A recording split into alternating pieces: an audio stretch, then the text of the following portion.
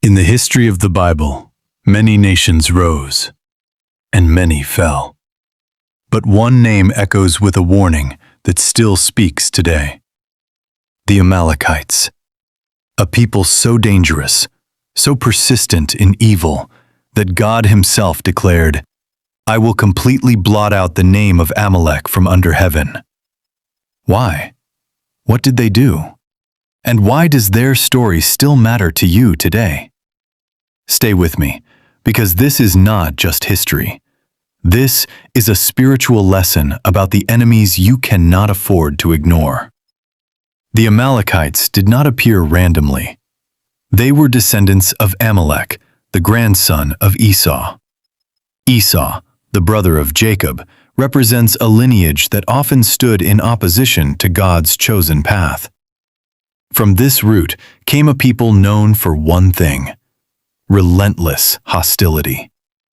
They were not just warriors, they were opportunists, attacking the weak, the tired, and the vulnerable.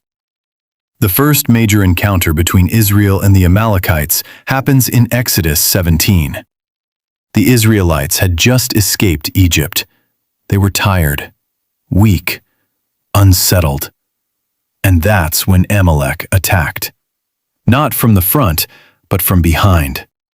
They targeted the weak, the elderly, the stragglers. This was not just war. This was cruelty. Moses stood on the hill with the staff of God. As long as his hands were lifted, Israel prevailed.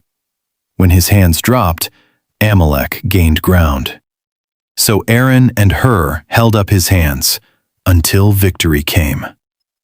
And then God said something chilling. "I will be at war with Amalek from generation to generation." Amalek represents a spiritual truth. The enemy attacks when you are weakest, when you are tired, distracted, disconnected. That is when the battle begins. Generations later, God gives a command through the prophet Samuel to King Saul. "Go and destroy the Amalekites completely. Men, women, children, livestock." A difficult command, but a divine judgment. But Saul hesitated. He spared King Agag. He kept the best of the livestock. And when confronted, he said, "I obeyed, but..." That "but" cost him everything.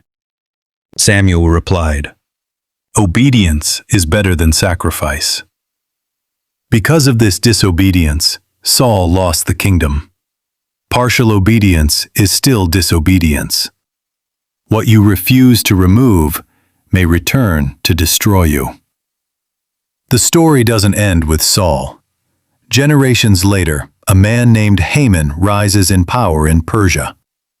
Haman was an Agagite, a descendant of King Agag.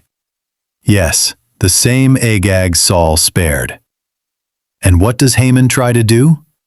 Destroy all the Jews, the very people God had protected. But through courage, strategy, and divine intervention, Haman's plan fails, and he is destroyed instead. What you allow to live may grow into something greater than you can handle later. The Amalekites are more than a people.